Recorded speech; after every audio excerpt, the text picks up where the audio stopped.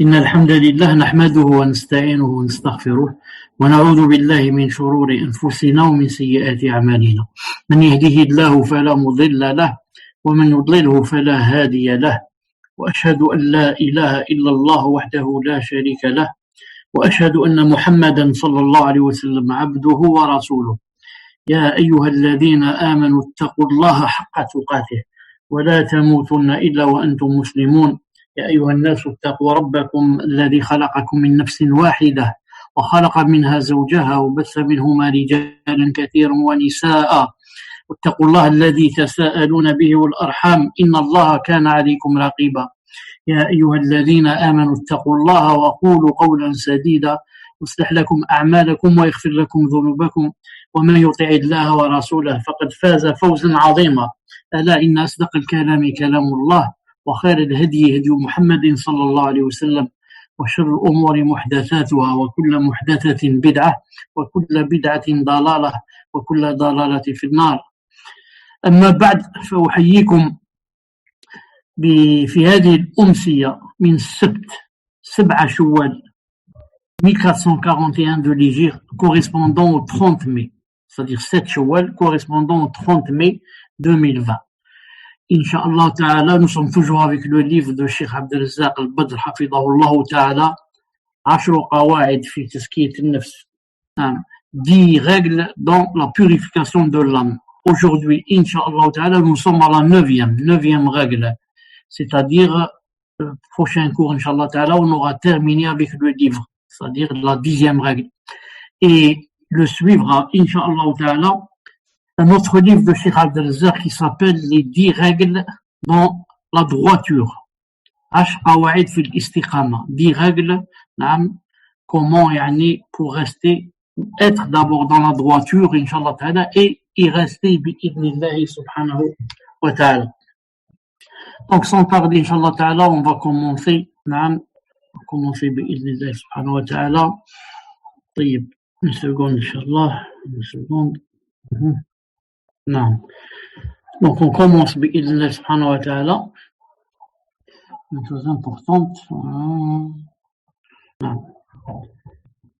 Samir. نعم شيخ الحمد. أيوة بارك الله فيك. Donc le générique et on commence. طيب, le générique Inch'Allah Ta'ala très rapide et on commence Inch'Allah Ta'ala. Donc c'est le 9e cours. Non, 9e règle aussi. La prochaine fois on écrira 10e et dernier cours. 10e et dernière règle. Inch'Allah. طيب.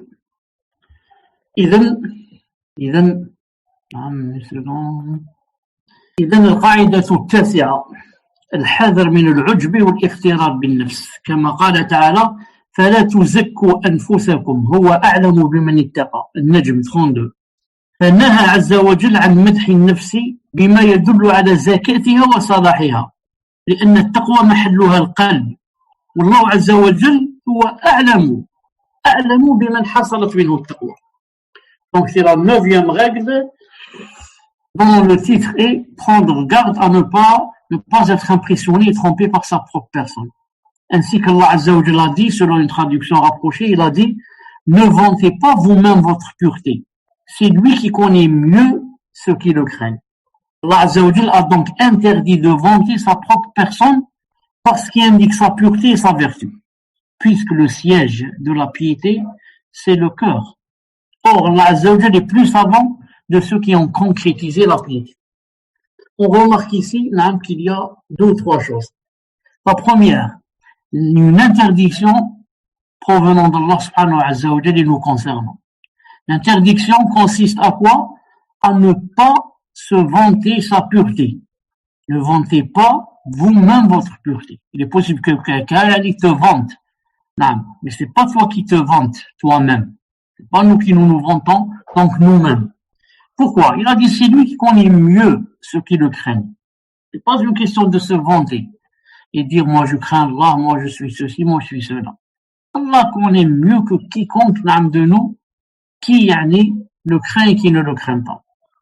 Ensuite, Allah Azza wa Jalla donc a interdit de vanter sa propre personne parce qu'elle est sa. Ensuite, on a deux informations. La première, il a dit puisque le siège de la piété est le cœur. Il nous apprend que la piété se trouve dans le cœur. Comme dans le hadith authentique où le prophète sallam, une fois, il a mis sa main sur sa poitrine, il a dit Ala inna taqwa hauna, ala inna taqwa hauna. La piété se trouve ici, la piété se trouve ici. Je pense que ce hadith va venir dans quelques secondes. Je pense ça. Donc, il nous apprend que le siège de la piété, c'est le cœur. Or, puisque le siège de la piété, c'est le cœur, et Allah Azza wa Jalla connaît ce qu'il y a dans les cœurs, donc Allah Ta'ala est plus savant de ceux qui ont concrétisé la piété et de ceux qui ne l'ont pas concrétisé. Ce n'est pas une question de se vanter avec sa langue et dire je suis pieux, je ne suis pas, je suis vertueux, je ne suis pas, mais c'est une question que Allah subhanahu wa ta'ala sait ce qu'il y a dans les cœurs, par conséquent il sait qui sont les véridiques et qui sont les menteurs. Maintenant on va passer au suivant pour donner des preuves que le cœur joue un très grand rôle et que Allah subhanahu wa ta'ala regarde dans les cœurs et que tout se passe en fait à partir du cœur et à partir de ce qu'il y a dans les cœurs. Puisqu'il a dit le siège de la piété et le cœur, et Allah ta'ala est plus savant de ceux qui ont concrétisé la piété. On va voir les preuves, incha'Allah ta'ala. قال الله سبحانه وتعالى لقد رضي الله عن المؤمنين إذ يبايعونك تحت الشجرة فعلم ما في قلوبهم فأنزل السكينة عليهم وأثابهم فتحا قريبا. Regardez bien ce verset. Allah a très certainement agréé les croyants quand ils t'ont prêté, Mohammed, quand ils t'ont prêté le serment d'allégeance sous l'arbre. Il a su ce qu'il y avait dans leur cœur et a fait descendre sur eux la quiétude et il les a récompensés par une victoire proche. Ce qui nous intéresse ici, le témoin du cœur, c'est quoi? Il a su ce qu'il y avait dans leur cœur. Donc Allah Azza wa Jal regarde les cœurs. Et quand il a su ce qu'il y avait dans leur cœur, c'était quoi le résultat? Il a fait descendre sur eux la quiétude. Et autre chose aussi, et il les a récompensés par une victoire proche. Donc Allah Ta'ala subhanahu wa ta'ala, qu'est-ce qu'il fait? Il regarde ce qu'il y a dans les cœurs. Quand il a su des sahaba, radiyallahu ta'ala anhum, ce qu'il y avait dans leur cœur, il n'y avait que l'ikhlas, la sincérité, il n'y avait que la piété, il n'y avait que il recherchait le ravissement d'Allah subhanahu wa ta'ala. Quand Allah subhanahu wa ta'ala a su qu'il y avait ces choses-là dans leur cœur, natija, résultat, et récompense, il a fait descendre sur eux la quiétude. Et il les a récompensés par une victoire proche. Donc, deux grandes récompenses. La première récompense touche le cœur, elle est très importante, qu'il descende la quiétude sur ton cœur. Très, très important. Et la deuxième, une autre récompense, par rapport avec la dunya, une victoire proche sur les ennemis, une victoire qui les attend.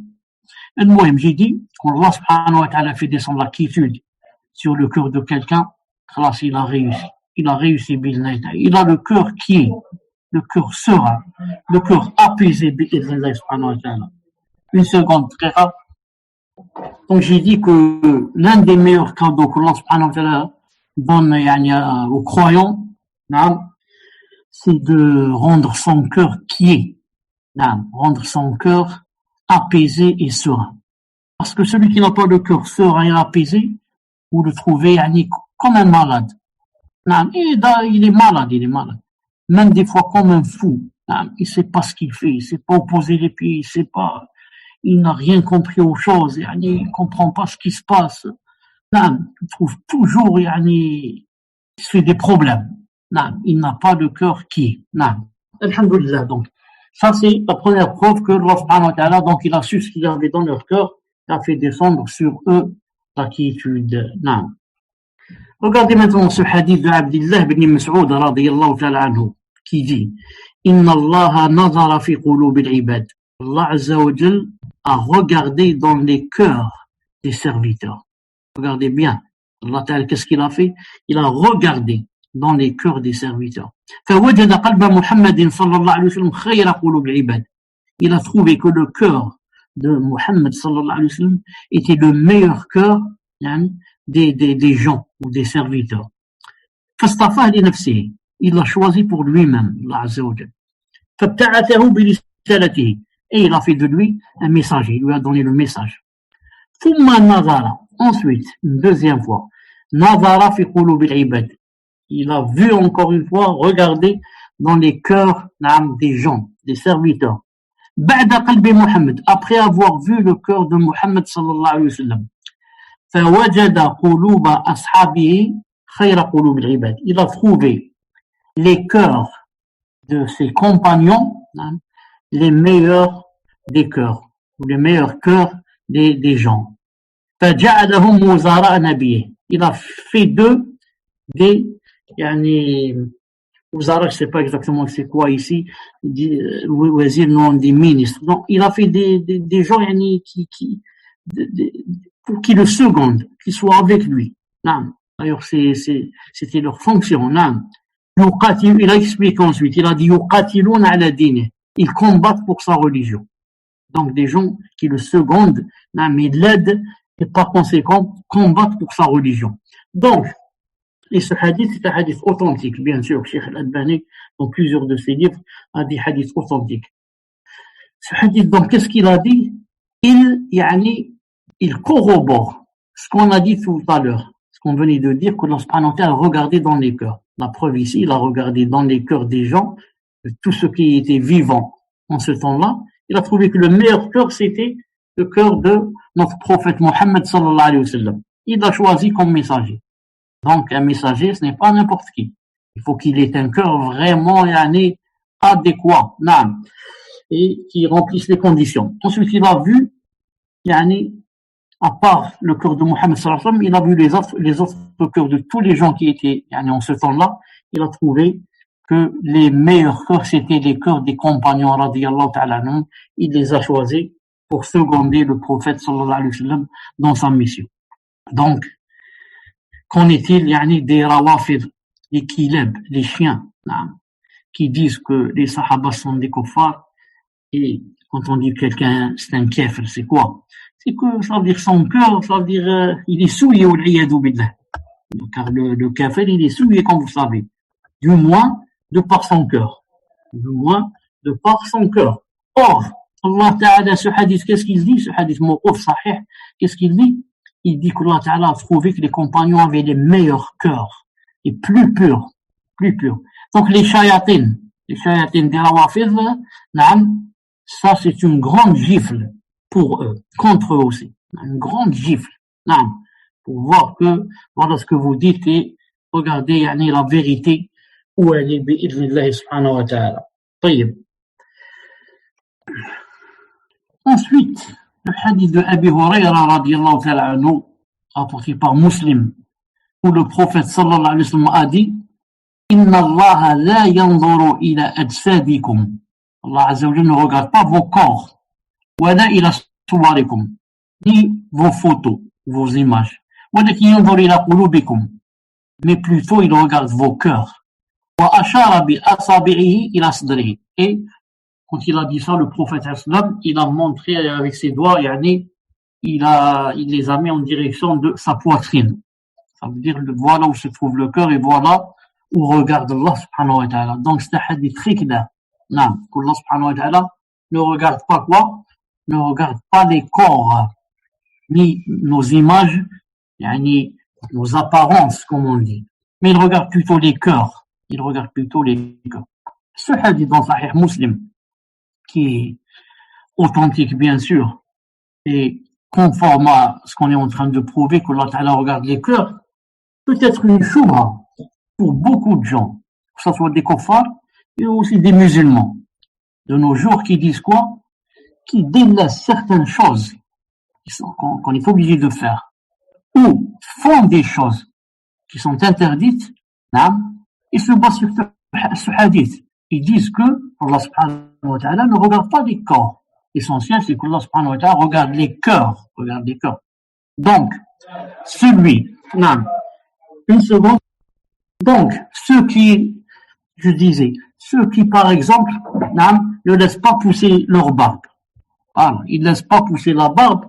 Et tu me dis pourquoi? Le prophète l'islam a bien dit qu'il fallait la laisser par rapport à l'homme.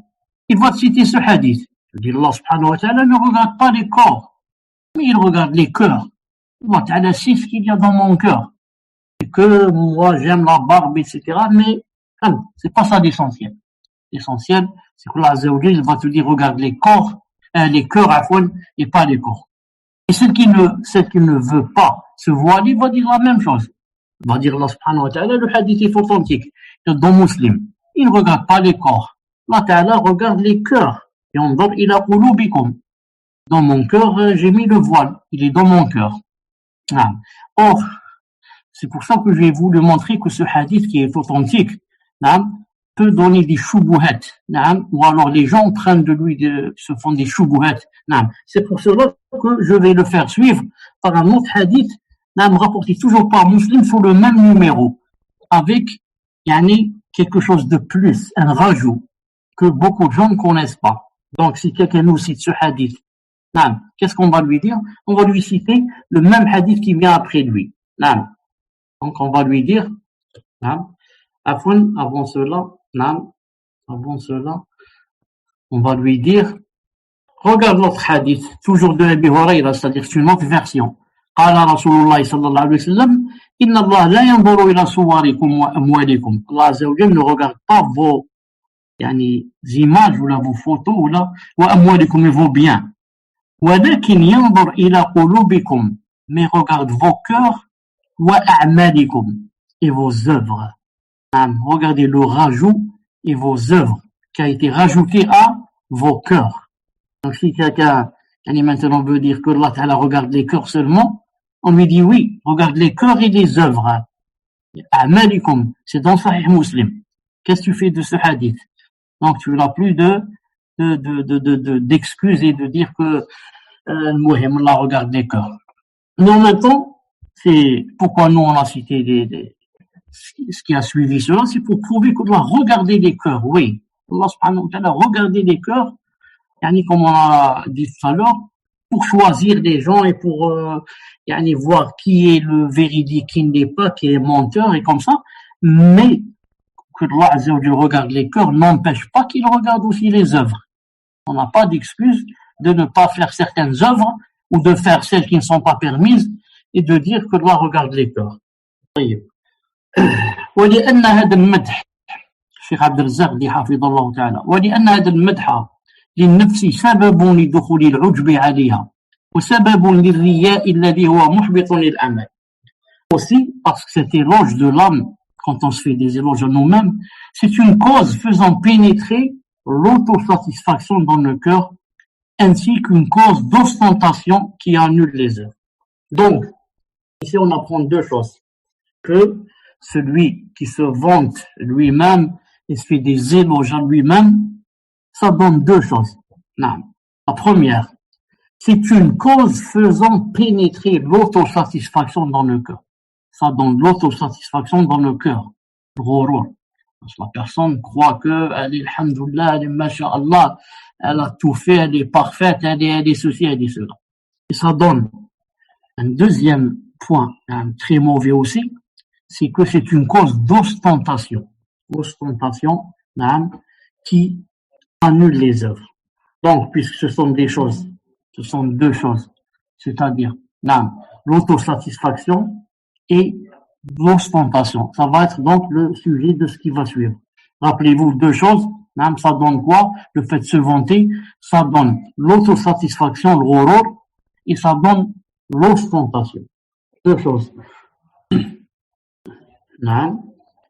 On commence par les méfaits de l'autosatisfaction. Ensuite, on va passer à l'ostentation. Donc, premièrement, quand on méfie de l'autosatisfaction, le ghurur, ils sont nombreux. On va en citer quelques-uns bi'idhnillahi ta'ala. Premièrement, العجب يؤدي إلى الكبر وكفى به آفة. L'autosatisfaction, ça va donner quoi? automatiquement ça donne l'orgueil. Et la personne va se croire que il est au-dessus de tout le monde. Et comme il dit ici, ça suffit comme quoi? Ça suffit comme défaut. Ça suffit comme mauvaise œuvre. Ça suffit comme défaut d'être orgueilleux, d'être mutakabbir. Alors dans le hadith sahih que il ne rentrera pas au paradis celui qui aura un atome de kibr et d'orgueil dans son cœur. Deuxièmement, العجب يؤدي إلى نسيان الذنوب وإرجاء التوبة. L'autosatisfaction, ça va pousser à quoi? À te faire oublier les péchés. Parce que la personne qui pense qu'elle est, masha'Allah, et qu'elle est la meilleure et qu'elle commence à se vanter, ça veut dire elle va pas se rappeler qu'elle a des péchés. Elle les a oubliés. Si elle savait qu'elle avait des péchés et pensait aux péchés, elle se serait tue. On n'aurait pas dit je suis masha'Allah, je suis ceci, je suis cela. Donc ça va lui oublier les péchés et ça va lui faire retarder le repentir. Car celui qui oublie ses péchés, comment il peut se repentir? Il ne peut se repentir que celui qui se rappelle ses péchés.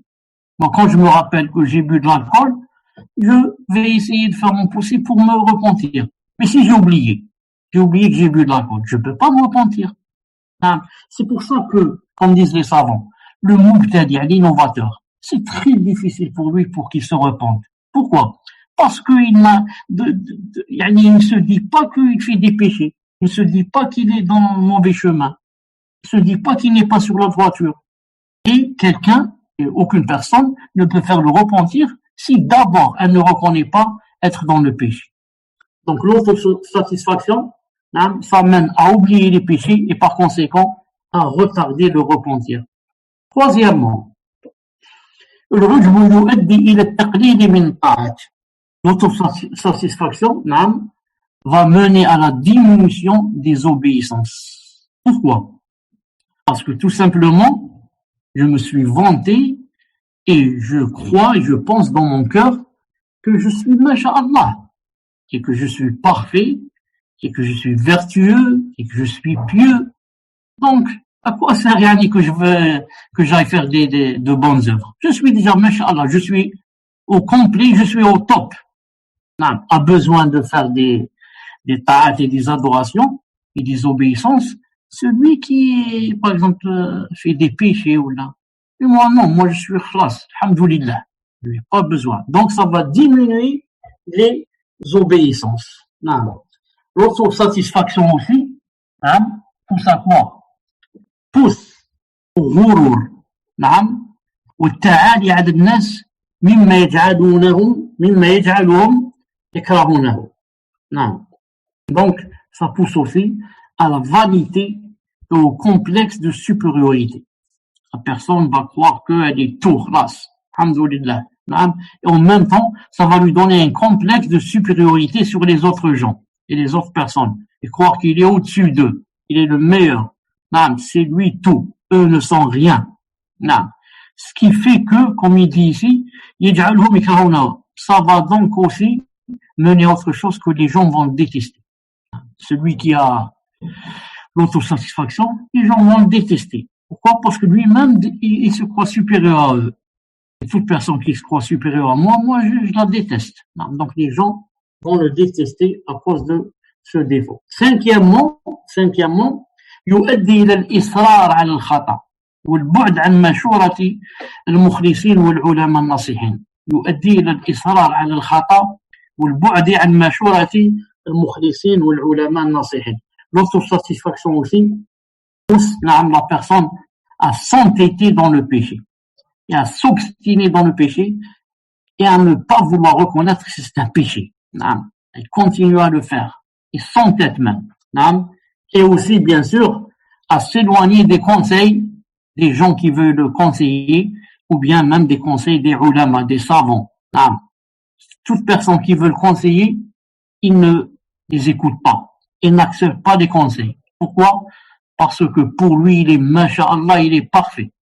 Il est rentré dans l'autosatisfaction. il est masha'Allah. Je n'ai besoin de personne qui me donne des conseils. Non. Il y a aussi une sixième chose, ou une septième aussi. L'autosatisfaction, qu'est-ce qu'elle fait? يلقي بها يعني تلقي بنفسه إلى الهلاك.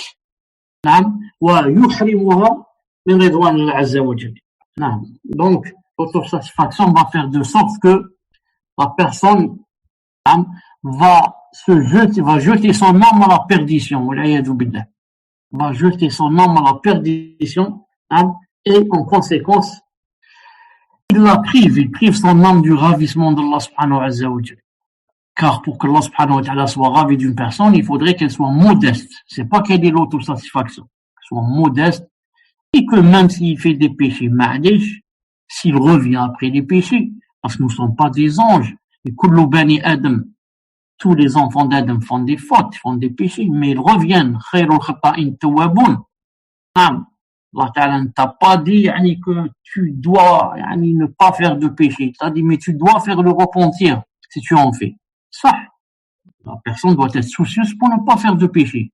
Mais si elle en fait, maintenant si elle en fait, les gens sont de deux sortes. Celui qui en fait et s'obstine et termine à en faire sans revenir vers Allah subhanahu wa ta'ala et se repentir, et celui-là c'est très mauvais.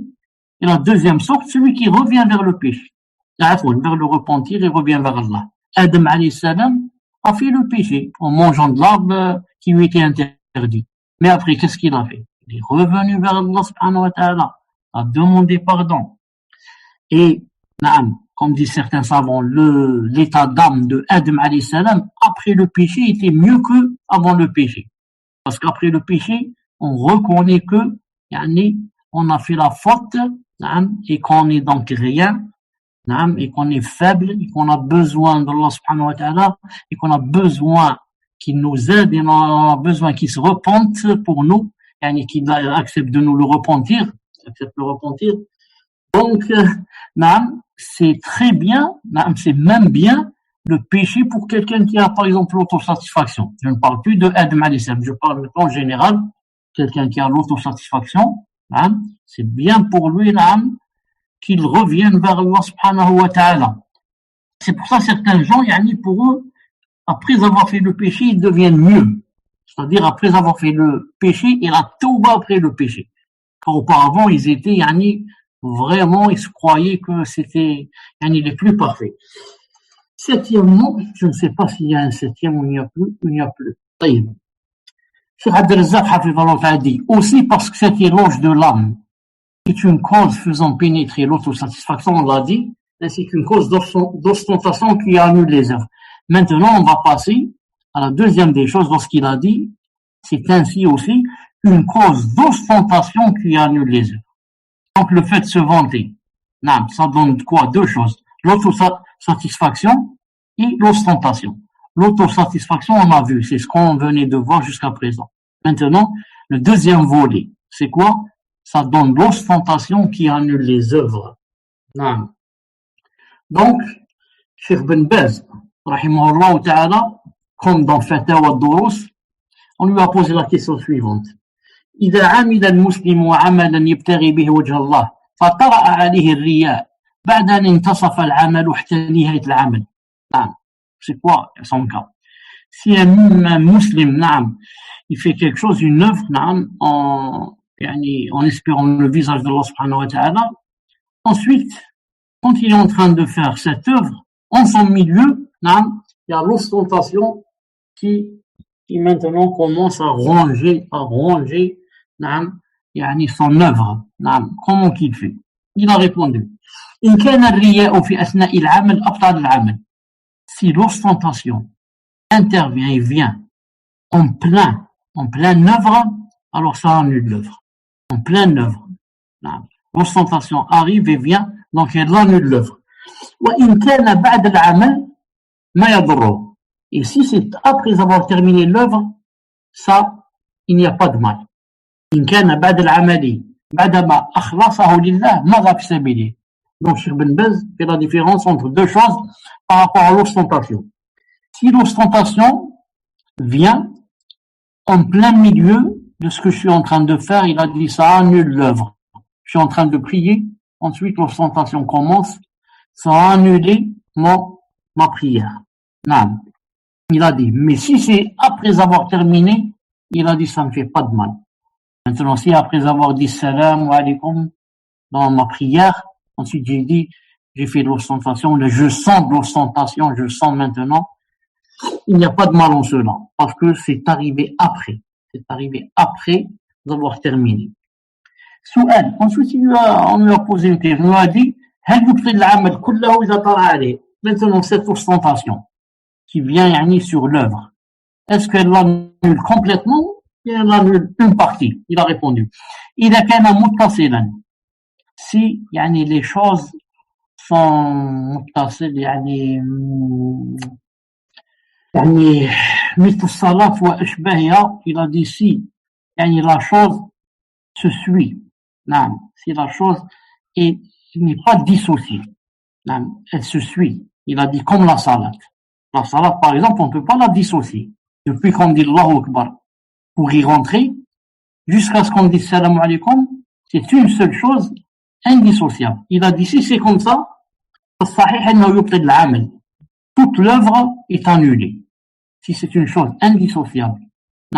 Ensuite, l'ostentation arrive, toute l'œuvre est annulée. Il a donné un exemple, Salah, il prie, mais par ostentation.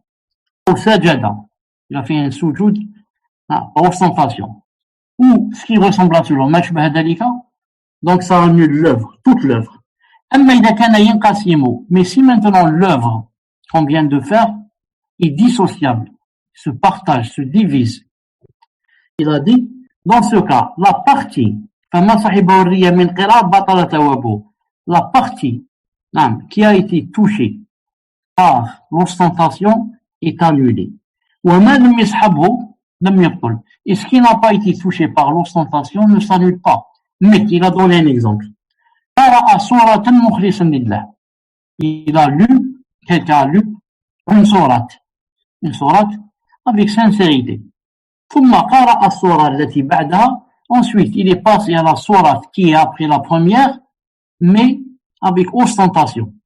Il a dit, il n'aura pas de récompense pour la deuxième sourate.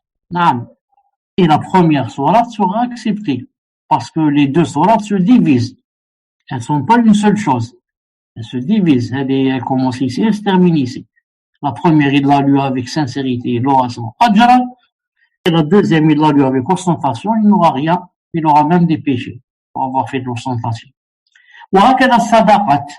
Et la même chose pour les aumônes. Il a donné 100 euros, il a donné 100 dirhams par exemple, avec sincérité. Ensuite, il a donné 100 autres avec ostentation. Les 100 autres qu'il a donné avec son ostentation, il n'aura pas de récompense. Pourquoi? Il a dit, parce que ces choses-là, se divisent. Contrairement à la salat, ne se partagent pas, ne se dissocient pas. C'est une seule chose. La salat, donc, elle est attachée de son début à sa fin avec son début. La même chose pour le siyam. Le siyam, il commence au fajr, il se termine au maghrib. Il ne peut pas faire l'ostentation à midi et dire donc Allah Ta'ala va accepter de moi la moitié. Non, c'est une seule chose, indissociable. Non. Et pour les choses dissociables, ça ne s'annule que là où il y a eu l'ostentation bi'idnillahi subhanahu wa ta'ala. Non. Continue inshallah ta'ala. قال الشيخ رحمه الله حفظه الله الشيخ عبد الرزاق والمؤمن مهما اجتهد في فعل الصالحات واجتناب المحرمات فإنه لا يزال مقصرا وظالما لنفسه وإذا كان أبو بكر رضي الله تعالى عنه صديق هذه الأمة وخير الناس من بعد الأنبياء لما سأل النبي صلى الله عليه وسلم أن يعلمه دعاء يدعو الله به في صلاته علمه أن يقول اللهم إني ظلمت نفسي ظلما كثيرا ولا يغفر الذنوب إلا أنت فاغفر لي مغفرة من عندك وارحمني إنك أنت الغفور الرحيم rapporté dans Bukhari Muslim فكيف الشأن بمن هو دونه.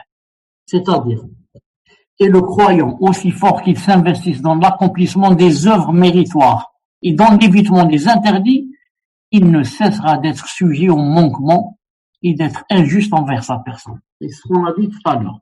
Tu ne peux pas être parfait, que tu le veuilles ou pas. Non, tu seras toujours comme ça. Mais l'essentiel, c'est de faire des efforts pour pencher vers la perfection. C'est pas pour l'atteindre, mais pour pencher vers la perfection, Inch'Allah Ta'ala. Non. Si Abu Bakr, la preuve maintenant, si Abu Bakr, radiallahu ta'ala anhu, le véridique de cette communauté, et le meilleur des gens après les prophètes, sallallahu alayhi wa sallam, quand il a demandé au prophète, sallallahu alayhi wa sallam, de lui enseigner une invocation avec laquelle il invoque Allah dans sa prière, il lui a dit, sallallahu alayhi wa sallam, de dire, oh Allah, j'ai été injuste envers ma propre personne d'une grande injustice. Personne ne pardonne les péchés en dehors de toi. Pardonne-moi d'un pardon de ta part et fais-moi miséricorde. Tu es le grand pardonneur, le tout miséricordieux. Alors, qu'en est-il pour ceux, et par rapport à ceux qui ont un moindre niveau que Abu Bakr Siddiq? Donc, Abu Bakr Siddiq, le meilleur des gens après des prophètes et des messagers.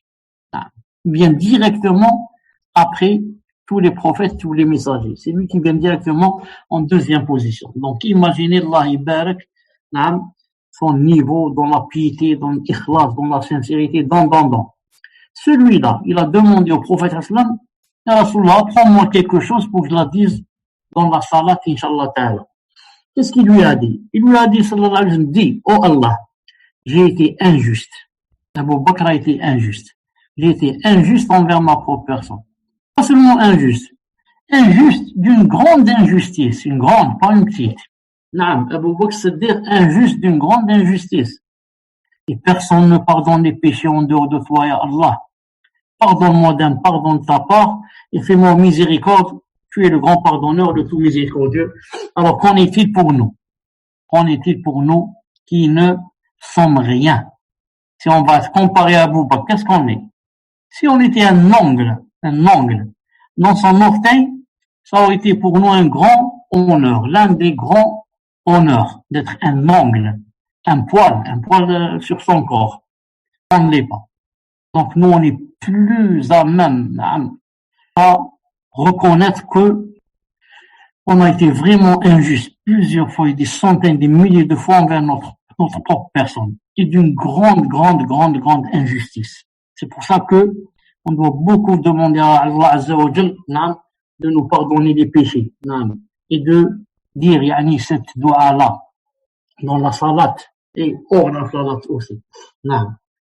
وعندما سئلت أو سألت أم المؤمنين عائشة رضي الله تعالى عنها عن قوله تعالى والذين يؤتون ما آتوا وقلوبهم وجلة أنهم إلى ربهم راجعون المؤمنين 60 قالت ألادي أهم الذين يشربون الخمر ويسرقون قال صلى الله عليه وسلم لا يا بنت الصديق لا ولكنهم الذين يصومون ويصلون ويتصدقون وهم يخافون أن لا تقبل منهم.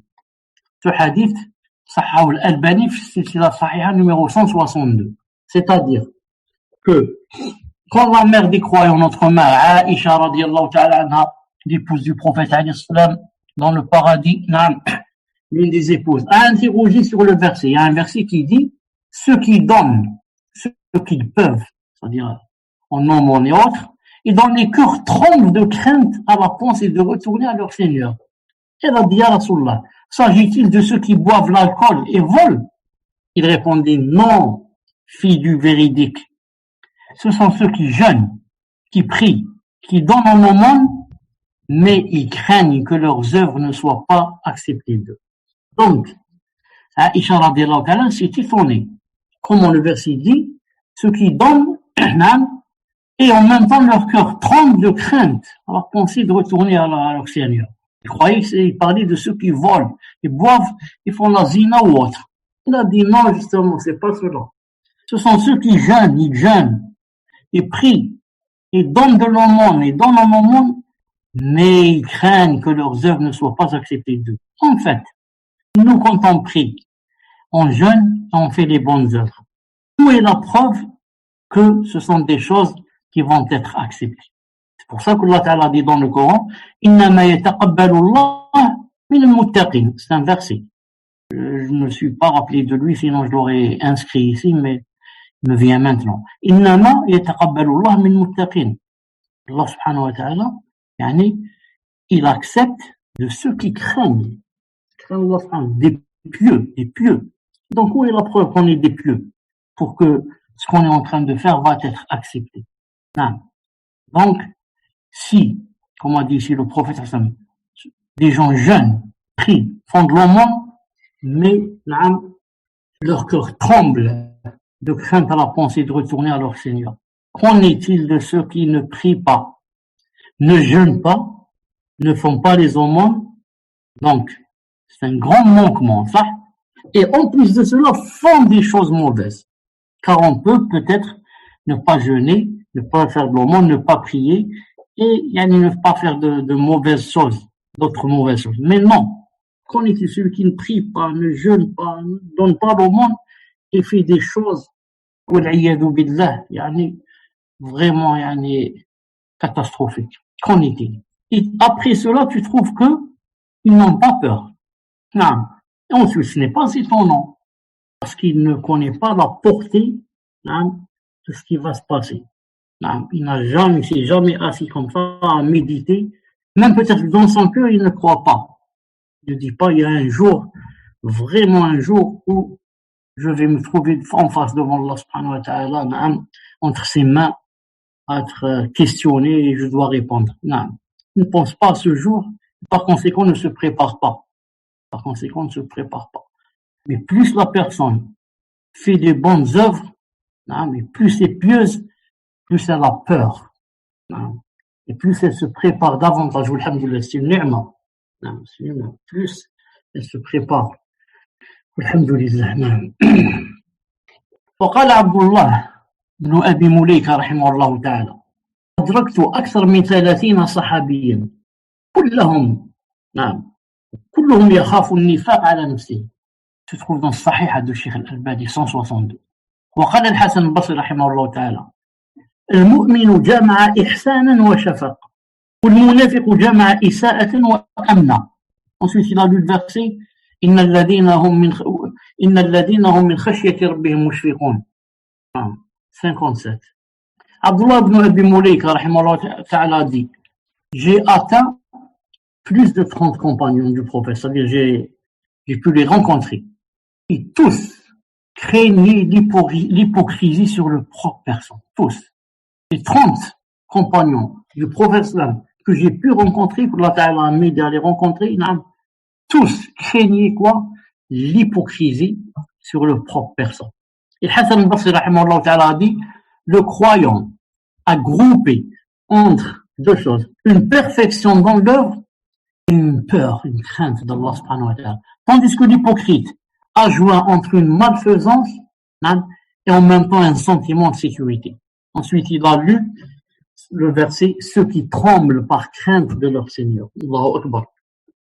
D'abord, ce qu'a dit Ibn Abi Mulaika rahimahullah ta'ala, il a dit j'ai atteint plus de 30 compagnons et tous craignaient l'hypocrisie sur leur propre personne. C'est pour ça que vous trouvez que plusieurs personnes, d'entre nous, des fois, on sent qu'on est hypocrite. Et moi, plusieurs fois, des gens m'écrivent, surtout des sœurs, beaucoup plus que des hommes. Elles disent, moi, je me sens vraiment hypocrite. Je sens que je suis hypocrite. Et comme ça. Et ça nous arrive à tous. Et si ça t'arrive de sentir que tu es hypocrite, c'est mieux que ça t'arrive à te sentir vertueux et pieux et masha'Allah est le meilleur des gens. Comprenez? Parce que si tu sens que tu es hypocrite, alhamdoulilah, regarde, tes compagnons ont senti la même chose. Et ils étaient les meilleurs des gens. C'est premièrement. Deuxièmement, quand tu sens que tu es hypocrite, ça va t'aider à essayer de trouver une solution. Donc, à t'améliorer, à te réformer. Mais si tu sens que tu es le plus vertueux et le plus pieux, soit tu n'as plus besoin de faire les bonnes œuvres. Tu dis, alhamdoulilah, je suis parfait. Donc, se sentir hypocrite, ça se trouvait déjà chez les sahaba. Et c'est une bonne chose même. Car, alhamdoulilah, tu n'es pas quelqu'un qui se vante. Au contraire, Moi, je me sens hypocrite et j'ai beaucoup peur. Et Hassan Basri a dit une chose, si ça s'écrivait avec de l'or, ou des larmes, de nos larmes qui coulent, ça ne suffirait pas. Qu'est-ce qu'il a dit? Le croyant groupe entre deux choses. D'un côté, quand il fait une œuvre, il l'a parfait, la perfection dans l'œuvre, Allah ibarak, et une peur. Et en même temps, il a peur que ça ne soit pas accepté. D'un côté, il fait les choses, masha'Allah, et de l'autre, il a peur que ça ne soit pas accepté. Il fait les deux choses à la fois. Il y a la peur et la perfection. Et l'hypocrite, qu'est-ce qu'il fait? Il joue entre la mauvaise œuvre et en même temps un sentiment de sécurité. Il n'a pas peur, il est masha'Allah. Il fait une chose très mauvaise, mais aucune peur d'Allah subhanahu wa ta'ala. Et le croyant, il fait des choses, masha'Allah, avec grande peur d'Allah subhanahu wa ta'ala. Peut-être qu'il n'acceptera pas de moi. Peut-être que je suis pas sincère. Peut-être que je suis hypocrite. Peut-être qu'il manque des conditions dans cette œuvre. Et comme ça. Non. Allah, regardez la phrase, le croyant a joué entre deux choses, la perfection dans l'œuvre et la peur d'Allah. Et l'hypocrite, entre la malfaisance, la mauvaise œuvre, et en même temps sécurité. Allah al-Musta'an, Allah al-Musta'an. Maintenant, je vais vous citer certaines choses, ou comment étaient certains athars, des sahaba et des tabi'in, par rapport à la peur et à la crainte d'Allah subhanahu wa ta'ala, comment ils étaient. Peut-être qu'on va les prendre comme modèle, bi'idhnillah subhanahu wa ta'ala. Donc la peur, c'est le khawf en français. Et khashya, la crainte. C'est pour ça que j'ai mis le mot en arabe au-dessus du mot en français. La peur et la crainte. Si quelqu'un va dire, c'est quoi la différence entre la peur et la crainte? C'est comme a dit une fois, Cheikh Ibn Uthaymin rahimahullah ta'ala, il a dit, la peur, c'est min ajli khawfin, khawfin, ou min ajli dha'fin fi al-kha'if. الخشية من أجل عظمة المخوف. C'est-à-dire, la peur, c'est à cause de la faiblesse de celui qui a peur. Donc, celui qui a peur, il a une faiblesse, il a peur, il a vu quelque chose, il a peur, c'est lui qui est faible. Il y a la peur. Et la crainte, ce n'est pas par rapport à la personne elle-même, c'est par rapport à la grandeur de la chose de laquelle on a peur. C'est pour ça on dit khashya min Allah. Allah subhanahu wa ta'ala. C'est pas parce que moi je suis faible, j'ai peur de lui. Parce que lui, il est tellement grand, tellement majestueux, tellement que je dois avoir peur de lui. Tandis que la peur, que je dois le craindre, pardon. Tandis que la peur, je peux avoir peur d'un rat. Une souris, j'ai peur d'elle. Parce que c'est à cause de moi, la faiblesse qu'il y a en moi. C'est pas la crainte. Et on commence Allah ta'ala. Abdullah ibn Mas'ud radiyallahu ta'ala anhu, donc j'ai pas de français, je traduis simultanément à peu près. إن المؤمن يرى ذنوبه كأنه قاعد تحت جبل يخاف أن يقع عليه وإن الفاجر يرى ذنوبه كذباب مر على أنفه فقال به هكذا. Soudan Bukhari. Il a dit, Abdullah ibn Mas'ud radiyallahu ta'ala anhu, le croyant voit ses péchés. C'est-à-dire le croyant, quand il voit ses péchés ou bien pense à ses péchés, c'est comme s'il était assis sous une montagne. Et il craint que la montagne ne tombe sur lui et sur sa tête et qu'elle l'écrase. C'est comme ça le croyant quand il commence à penser à quoi? À ses péchés. وَإِنَّ الْفَاجِرَ, quant au pervers, il voit ses péchés comme une mouche qui est passée au-dessus de son nez. Et il fait comme ça avec sa main et de la chasse. Donc le croyant, quand il pense à ses péchés, il se fait des problèmes. Il ne dort pas. Il n'a pas la conscience tranquille. Une montagne qui veut tomber sur sa tête. Tu dors toi si on te dit il y a une montagne qui va tomber sur sa tête. Donc c'est comme ça le croyant. Et le fajr, le pervers, et peut-être aussi le kafir. Non. Si tu lui dis que tu as fait telle chose de grave, tu dis tout le monde en fait. C'est rien ça, c'est rien. Les gens font plus que ça. Donc pour lui c'est comme une mouche qui se pose sur son nez, il la chasse comme ça, elle part. C'est rien. Non, c'est rien. Donc, plus on a peur de nos péchés, c'est le dalil de l'iman, Allah barak. Et plus on dit que nos péchés c'est rien, et que j'ai rien fait, c'est pas grave, plus ça veut dire que ta foi est faible, et que, il faut se réformer vite avant que ce soit trop tard. Hassan rahimahullah ta'ala, Hassan Basri a dit, لقد مضى بين يديكم أقوام لو أن أحدهم أنفق عدد هذا الحصى لخشي أن لا ينجو من عظم ذلك اليوم. Ça se trouve dans Zuhd ibn al-Mubarak, Safha 51. Hassan al-Basri a dit, rahmatullah ta'ala, il s'est passé un temps, où des gens, il y a eu des gens, pas des sahaba, c'est sûr, et tabi'un, si l'un d'eux avait donné en aumône l'équivalent du nombre des pierres qu'il y a. Combien il y a de pierres sur cette terre? Imaginez, l'équivalent, il le donne en aumône. Il a dit, malgré cela, ils avaient peur qu'ils ne seraient pas parmi ceux qui réussissent pendant ce jour, ce grand jour où on va rencontrer Allah subhanahu wa ta'ala. Alors que nous, quelqu'un, s'il va donner seulement 10 €, il va dire, khlas, je serai parmi les premiers au paradis. Non, j'ai donné hier 10 € à quelqu'un. Sûrement que j'essaierai de pousser Abu Bakr Siddiq pour que je rentre avant lui au paradis. Non, parce que on sera les deux premiers à essayer de rentrer. Je vais essayer de le pousser un peu pour que ce soit moi le premier qui rentre. Non, alors que il a dit, ceux que j'ai rencontrés, s'ils avaient donné toutes les pierres qu'il y avait sur terre, ils auraient peur, toujours peur. Non, pendant ce jour-là, ce jour azim, que beaucoup de gens ont oublié. Ils ne pensent qu'à cette dunya, à se remplir les poches et à assouvir les passions, l'ayadh billah. Non. قال مطرف بن عبد الله بن الشخير رحمه الله تعالى يا إخوتي ô mes frères اجتهدوا في العمل faites des efforts pour les œuvres les bonnes œuvres فإن يكون الأمر كما نرجو من رحمة الله وعفوه كانت لنا درجات في الجنة يا إخوتي mes frères faites des efforts pour les bonnes œuvres ensuite on va voir si les choses et l'affaire marchera comme on l'espère et comme on espère là miséricorde d'Allah subhanahu wa ta'ala et son pardon. Alors on sera dans des degrés, dans le paradis. On ne sera pas seulement en bas, mais on sera en haut. On va graviter des échelons bi'idhnillahi ta'ala.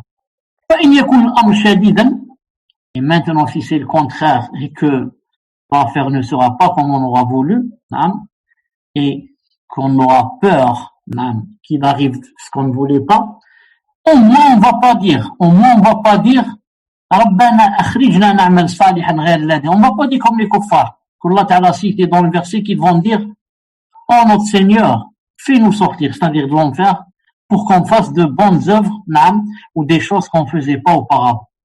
On va pas le dire, mais plutôt on va dire قد عملنا فلم ينفعنا. On a fait mais ça nous a pas été utile, c'est-à-dire au moins on a fait. C'est pas comme les kuffars, ils vont dire, Ya Rabbana, fais-nous sortir de l'enfer pour qu'on fasse. On n'a rien fait qu'on était dans cette vie, on a fait que les choses mauvaises. Nous, non. On a fait de bonnes œuvres, mais, qaddar Allah, il manquait des choses et Allah Ta'ala n'a pas accepté, ou bien il manquait des conditions, ou là. Alors, regardez, comment les salafs, avaient peur.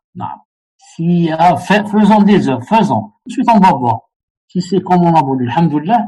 Si c'est non, قدر الله ما شاء فعل, au moins on a fait des choses. نعم. قال الحسن البصري رحمه الله تعالى والله ما مضى مؤمن ولا بقي إلا وهو يخاف النفاق وما أمنه إلا منافق. Ça se trouve dans le Bukhari avec Fath al-Bari.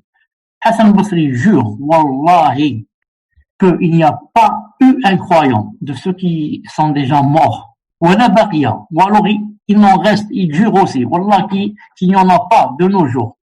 Un croyant, sauf, ça n'existe pas de croyants qui sont morts ou vivants, sauf qu'il n'ait peur de l'hypocrisie. Il veut dire, il n'y a pas un croyant qui n'a pas peur de l'hypocrisie. Il a dit ensuite, pour confirmer, et n'a pas peur de l'hypocrisie que l'hypocrite. Celui qui dit, je n'ai pas peur d'hypocrisie, parce que je suis très sincère. Masha'Allah, c'est lui-même un munafiq. Non, d'après Hassan Basri. Il a dit, tous les croyants qui ont existé jusqu'à de nos jours, jusqu'à son jour, lui, avaient peur de l'hypocrisie. Et tous ceux qui n'ont pas peur, il est hypocrite. Si tu n'as pas peur d'hypocrisie, tu es hypocrite. Non. Et c'est ce qu'on a dit tout à l'heure. Non.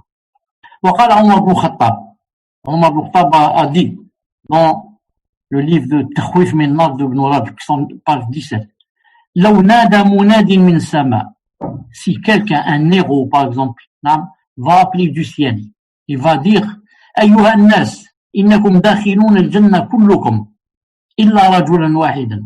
Oh les gens, vous allez tous rentrer au paradis sauf une seule personne. La khiftu an akuna ana huwa. Alors j'ai peur que ça soit moi. Si quelqu'un va appeler et dire oh vous les gens, vous allez tous rentrer au paradis, c'est-à-dire Allah Ta'ala a inscrit que vous allez rentrer au paradis. Non, il est ravi de vous. Sauf une personne d'entre vous ne va pas rentrer, une seule. Il a dit alors j'aurais peur que ça soit moi. Omar ibn Khattab a peur que ça soit lui qui ne rentre pas au paradis. Non. Subhanallah, là, regardez ce qu'on a dit tout à l'heure.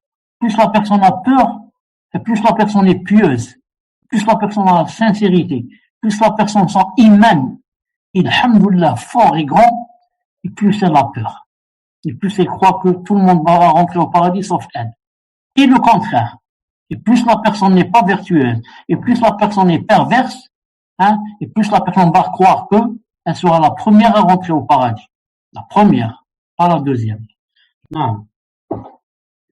Abdullah ibn Amr ibn Rabi'a, j'ai vu Omar ibn Khattab radiyallahu ta'ala anhu, il a pris une fois un brin de paille, la paille, et il a dit Ya laytani hadi tabna, ah si j'étais cette paille, laytani lam akun shay'an, ah si je n'étais rien, layta ummi lam talidni, ah si ma mère ne m'avait pas enfanté, laytani kuntu nisyan mansiya, ah si j'étais dans les oubliettes. Sharh Sunnah al-Baghawi. Donc Omar ibn Khattab, il prend comme ça une paille entre sa main et dit ah si j'étais cette paille, ah si je n'étais rien, ah si ma mère ne m'avait pas enfanté, ah si j'étais dans les oubliettes, personne n'aurait entendu parler de moi. Et bien sûr, qu'est-ce qu'il veut dire par là? C'est-à-dire que il n'y a pas de jour où je vais rencontrer Allah subhanahu wa ta'ala car j'ai beaucoup peur. J'ai peur ce jour-là. Ah, si j'étais au moins de la paille ou de l'herbe, je ne viendrais pas Yawm al-Qiyamah. J'aurais pas de compte à rendre. Parce que la paille, on va pas lui poser des questions Yawm al-Qiyamah. C'est pas comme les êtres humains. Il a dit, ah, si je n'étais pas un être humain. Hadaki, Omar ibn Khattab, le deuxième calife, Allahu Akbar, s'appelait le Farouk. Celui dont le prophète a dit dans un hadith authentique, il a dit, In yakun nabiyyun ba'di fa Omar. Il a dit, il n'y a pas après moi de prophète. S'il y en avait un, ce serait Omar. Comme ça, il dit. Subhanallah, c'est un hadith authentique. Le prophète a dit, s'il y a quelqu'un après moi qui serait prophète, il y avait la prophétie après moi, alors qu'il n'y en a pas, ce serait Omar qui serait prophète. Ni Abu Bakr, ni Uthman, ni Ali, c'est Omar seulement. Celui-là, il dit, j'ai peur de rencontrer Allah subhanahu wa ta'ala, et nous, on n'a pas peur.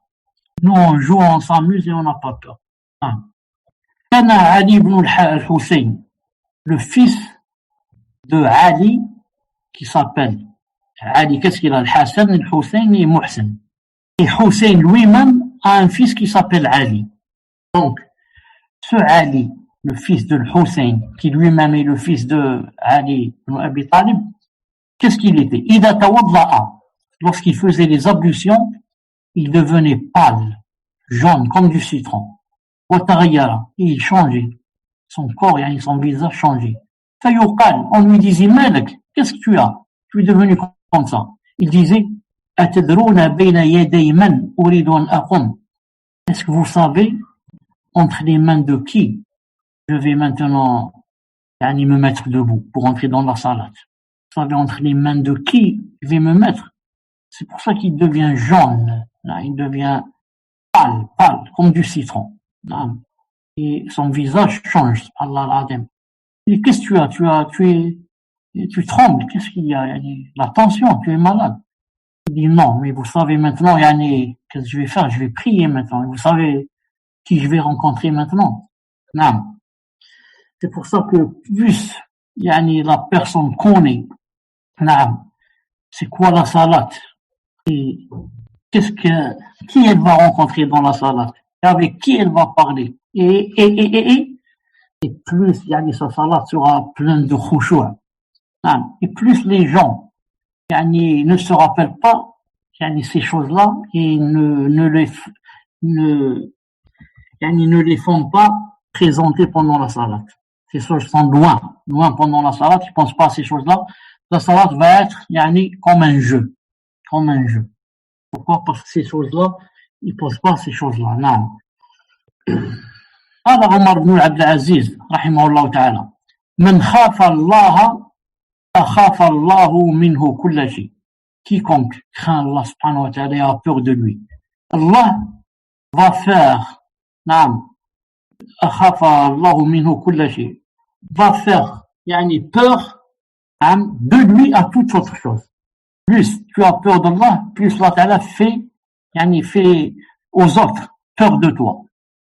ومن يخاف الله خاف من كل شيء. Et quiconque n'a pas peur d'Allah subhanahu wa ta'ala, ne le craint pas, il aura lui-même peur de toute chose. Donc, plus tu crains Allah, plus les gens te craignent, ils ont peur de toi. Et plus tu n'as pas peur d'Allah, plus tu as peur des autres choses. Allah Ta'ala veut te dire, ah bon, tu n'as pas peur de moi? Alors tu vas avoir maintenant peur des autres à ma place. Tu vas mourir de peur des autres, puisque tu veux pas avoir peur de moi. Et plus tu as peur de lui, plus c'est toi qui fais peur aux autres. قال إبراهيم بن سفيان رحمه الله تعالى إذا سكن الخوف القلب أحرق مواضع الشهوات منه. Si la peur vraiment va habiter le cœur, s'il y a dans un cœur, il y a vraiment de la peur, ça va brûler tout là où il y a les passions. Et ça va chasser la dunya, ça va le chasser du cœur. Mais encore faut-il quoi? Il faudrait que la peur de l'Azza, sa crainte, habite dans le cœur.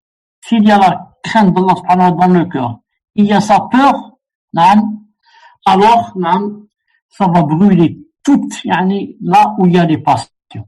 Parce que les passions, ça rentre dans les cœurs. Ça, c'est le cœur qui veut les passions, qui aime les passions. Donc, la peur, elle va brûler l'endroit où les passions rentrent. La personne n'aura plus envie des passions, ni cherchera à assouvir ses passions. Et ça va en même temps, ça va chasser la dunya du cœur. Le grand amour de la dunya et grand attachement à la dunya, ça va être chassé du cœur. Et قال يحيى بن معاذ الرازي رحمه الله تعالى على قدر حبك لله يحبك الخلق وعلى قدر خوفك من الله يهابك الخلق. شعب الإيمان. Il a dit plus tu aimes Allah subhanahu wa ta'ala, plus les gens t'aiment. وعلى قدر خوفك من الله, plus tu as peur d'Allah subhanahu wa ta'ala, plus les gens ont peur de toi. Plus tu aimes Allah subhanahu wa ta'ala, plus les gens t'aiment. إن الذين آمنوا وعملوا الصالحات سيجعل لهم الرحمن ودا, comme il a dit dans le Coran. Car vous savez dans le hadith authentique, quand Allah ta'ala aime quelqu'un, il appelle Jibril. Il lui dit, ya Jibril. Il dit, naam. Il lui dit, j'aime Foulan. Aime-le. Et descend avec son amour sur terre. Et il demande à ceux qui sont sur terre de l'aimer. Donc, plus tu aimes Allah subhanahu wa ta'ala, plus les gens t'aiment. Pourtant, tu ne cherches pas ce qu'il t'aime. Mais c'est Allah qui fait comme ça. Plus une personne m'aime, plus, d'abord, moi je vais l'aimer, bien sûr, et en même temps, je ferai des sortes que les gens l'aimeront. Est-ce que vous voyez les gens détester un savant? Sauf si ces gens ont des choses dans leur cœur. Plus tu as peur d'Allah subhanahu wa ta'ala, plus les gens ont peur de toi. C'est pas toi qui veux faire peur aux gens. Mais les gens, Allah ta'ala va faire de sorte qu'ils ont peur de toi. Omar ibn Khattab, vous voyez pas comment même les kuffars tremblaient de lui. Omar ibn Khattab. Pourquoi? à cause de sa grande peur, lui, sa grande peur à lui, d'Allah subhanahu wa ta'ala. Non. Il reste beaucoup de choses à dire, certaines choses à dire dans la peur et la crainte. J'ai pas terminé, j'ai entendu Salat al-Maghrib. Non. Samir, est-ce que tu m'entends? نعم شيخ. Je te demande un conseil. Il reste à peu près un quart d'heure à 20 minutes dans le cours. Est-ce que, de préférence, je vais prier, enfin je prie ici dans la maison. Je prie le Maghrib et on continue les 20 minutes qui restent, ou là on les laisse pour le prochain cours. Kamel, qu'en penses-tu, Kamel? J'ai besoin que tu m'aides dans cette réflexion. Voilà, les deux, rendez-moi la réponse à la place des autres, Inch'Allah Ta'ala. Je suis d'accord avec Kamel. Je pensais comme ça, Kamel. Kamel m'a dit le prochain cours, parce que c'est possible durant cette petite pause, certaines personnes vont être prises, ça va être l'heure de manger pour eux en France, etc. Peut-être qu'ils vont être perturbés. D'accord. Donc, Inch'Allah Ta'ala, on va s'arrêter ici, bi'idhnillah subhanahu wa ta'ala pour aujourd'hui. Et ce qui reste là, on va le faire spécialement très bientôt, c'est-à-dire pas demain, après-demain, Inch'Allah Ta'ala, pour juste le terminer, pour qu'on puisse faire un autre cours, car ce ne sera pas un cours, ce sera juste la suite de ce cours, et ensuite on fera la 10e règle, bi'idhnillah ta'ala, d'accord? Très bien, cher Barakallah fikum, jazakumullah khan pour ce cours très très bénéfique. Jazakumullah khan, cher, merci beaucoup. Amen. آمين سبحانك اللهم وبحمدك أشهد أن لا إله إلا أنت أستغفرك وأتوب إليك السلام عليكم ورحمة الله وبركاته. Après demain, Inch'Allah.